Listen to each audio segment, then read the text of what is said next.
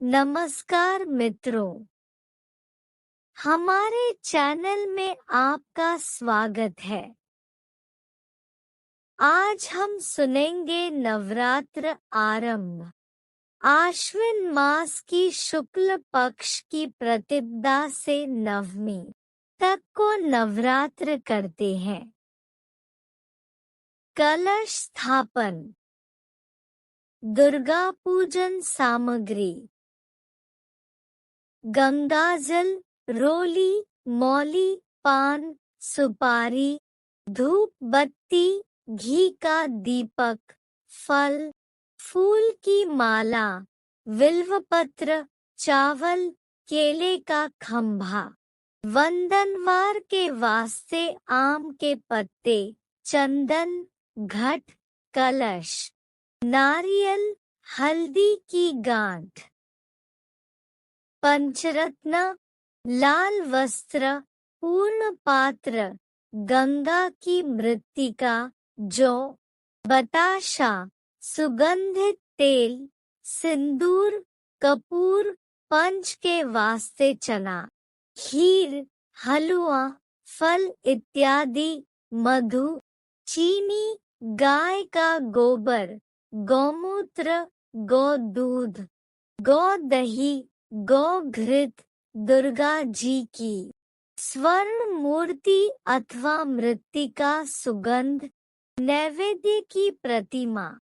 कुमारी पूजन के लिए वस्त्र, आभूषण तथा नैवेद्यादि। अष्टमी में ज्योति पूजन के वास्ते उपरोक्त सामग्री। दाब, घृत, गंगाजल। श्री दुर्गा नवरात्र व्रत। विधि: इस व्रत में उपवास या फलाहार आदि का कोई विशेष नियम नहीं।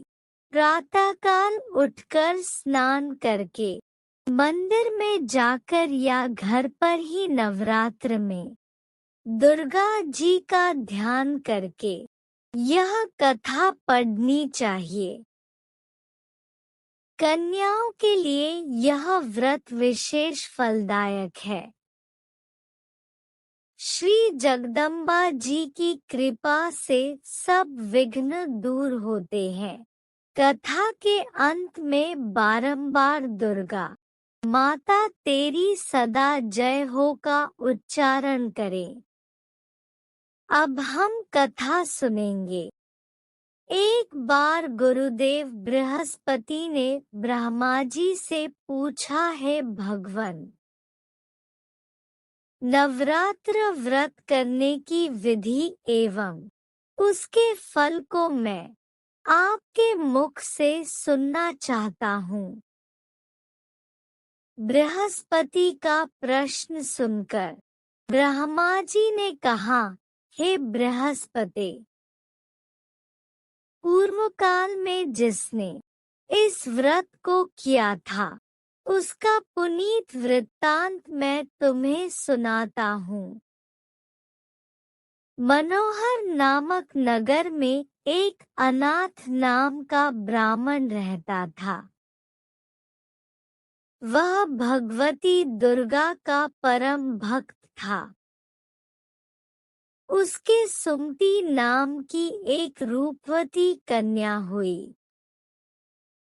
पिता के घर में वह कन्या दिनों दिन वृद्धि को प्राप्त होने लगी।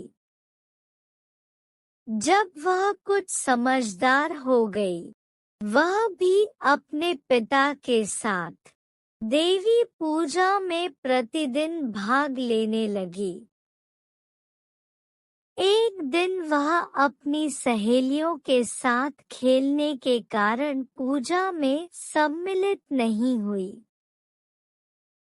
उसके इस व्यवहार से क्षुब्ध होकर उसके पिता ने बहुत डांटा फटकारा और कहा कि मैं तेरा विवाह किसी कुष्ठी और निर्धन व्यक्ति के साथ कर दूंगा। पिता की बात से विचलित न होकर उस कन्या ने निर्भयता पूर्वक उत्तर दिया, पिताजी, जो व्यक्ति जैसा कर्म करता है उसे फल भी वैसा ही मिलता है। आता अपने भाग्य और कर्म में मेरा दृढ़ विश्वास है। पुत्री का प्रत्युत्तर सुनकर उसका पिता अत्यंत कुपित हुआ और उसने अपने निश्चय के अनुसार पुत्री का विवाह कुष्ठी और निर्धन के साथ कर दिया। मनुष्य इस प्रकार से पिता के कटु वचनों एवं व्यवहार को सुनकर सुमति अपने मन में विचार करने लगी कि अहो,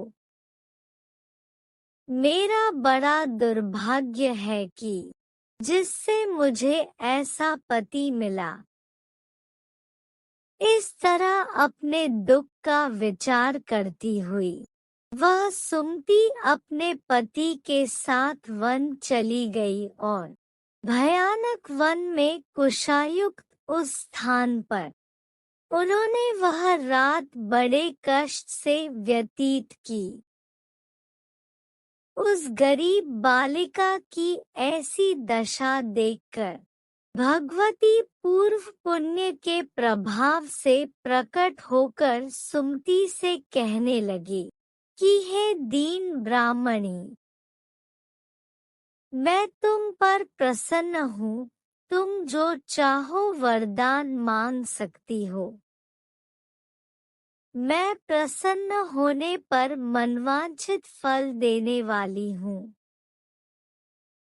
इस प्रकार भगवती दुर्गा का वचन सुनकर ब्राह्मणी कहने लगी कि आप कौन है जो मुझ पर प्रसन्न हुई हो, यह सब मेरे लिए कहो और अपनी कृपा दृष्टि से मुझ दीनदासी को कृतार्थ करो। ऐसा ब्राह्मणी का वचन सुनकर देवी कहने लगी कि मैं आदि शक्ति हूँ और मैं ही ब्रह्माणी विद्या और सरस्वती हूँ। मैं प्रसन्न होने पर प्राणियों का दुख दूर कर उनको सुख प्रदान करती हूँ। हे ब्राह्मणी, मैं तुझ पर तेरे पूर्व जन्म के पुण्य के प्रभाव से प्रसन्न हूँ। तुम्हारे पूर्व जन्म का वृत्तांत सुनाती हूँ, सुनो। तू पूर्व जन्म में निषाद की स्त्री थी और अति पतिव्रता थी। एक दिन तेरे पति निषाद ने चोरी की। चोरी करने के कारण तुम दोनों को सिपाहियों ने पकड़ लिया और ले जाकर जेलखाने में कैद कर दिया। उन लोगों ने तुझे और तेरे पति को भोजन भी नहीं दिया। इस प्रकार नवरात्र के दिनों में तुमने न तो कुछ खाया न तो जल पिया। इसलिए 9 दिन तक नवरात्र का व्रत हो गया। हे ब्राह्मणी, उन दिनों में जो व्रत हुआ उस व्रत के प्रभाव से प्रसन्न होकर तुम्हें मनवांछित फल दे रही हूँ। तुम्हारी जो इच्छा हो सो मांगो। इस प्रकार दुर्गा के कहे हुए वचन सुनकर ब्राह्मणी बोली कि अगर आप मुझ पर प्रसन्न है तो हे दुर्गे, आपको प्रणाम करती हूँ। कृपा करके मेरे पति के कोढ़ को दूर करो। देवी ने कहा, मेरे प्रभाव से तेरा पति कोढ़ से रहित और सोने के समान शरीर वाला हो गया। ब्रह्मा जी बोले। इस प्रकार देवी का वचन सुनकर वह ब्राह्मणी बहुत प्रसन्न हुई और पति को निरोग करने की इच्छा से ठीक है ऐसे बोली। तब तक उसके पति का शरीर भगवती दुर्गा की कृपा से कुष्ठरहित होकर अति कांतियुक्त हो गया, जिसकी कांति के सामने चंद्रमा की कांति भी क्षीण हो जाती है। वह ब्राह्मणी पति की मनोहर देह को देखकर देवी को अति पराक्रम वाली समझकर स्तुति करने लगी कि हे दुर्गे, आप दुर्गत को दूर करने वाली, तीनों जगत का संताप हरने वाली, समस्त दुखों को दूर करने वाली, रोगी मनुष्य को निरोग करने वाली, प्रसन्न होने पर मनवांछित वस्तु को देने वाली और दुष्ट मनुष्य का नाश करने वाली हो। तुम ही सारे जगत की माता और पिता हो। हे अम्बे, मुझ अपराध रहित अबला की मेरे पिता ने कुष्ठा के साथ विवाह कर मुझे घर से निकाल दिया। आपने ही मेरा इस आपत्ति रूपी समुद्र से उद्धार किया है। हे देवी, आपको प्रणाम करती हूँ। मुझ दीन की रक्षा करो। ब्रह्मा जी बोले कि हे बृहस्पति, इसी प्रकार उस सुमति ने मन से देवी की बहुत स्तुति की। उसकी स्तुति सुनकर देवी को बहुत संतोष हुआ और ब्राह्मणी से कहने लगी कि हे ब्राह्मणी, तुम्हारे उदालय नाम का एक अति ही विधि के अनुसार करें। ब्रह्मा जी बोले, हे बृहस्पति, इस प्रकार ब्राह्मणी को व्रत की विधि और फल बताकर देवी अंतर्ध्यान हो गई।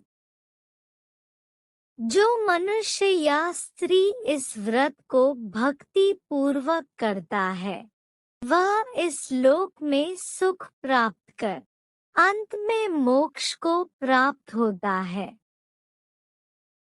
हे बृहस्पति, यह दुर्लभ व्रत का महात्म्य मैंने तुम्हारे लिए बतलाया है।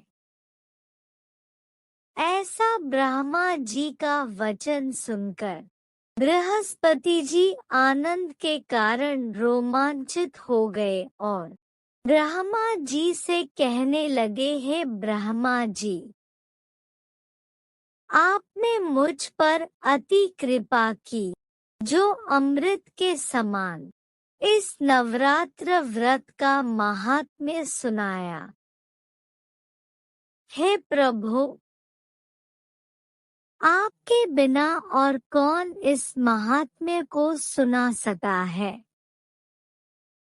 ऐसे बृहस्पति जी के वचन सुनकर ब्रह्मा जी बोले कि हे बृहस्पति, तुमने सब प्राणियों का हित करने वाले इस अलौकिक व्रत को पूछा है, इसलिए तुम धन्य हो।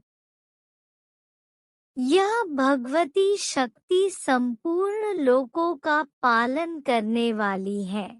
इस महादेवी के प्रभाव को कौन जान सकता है। बोलो जय माता दी।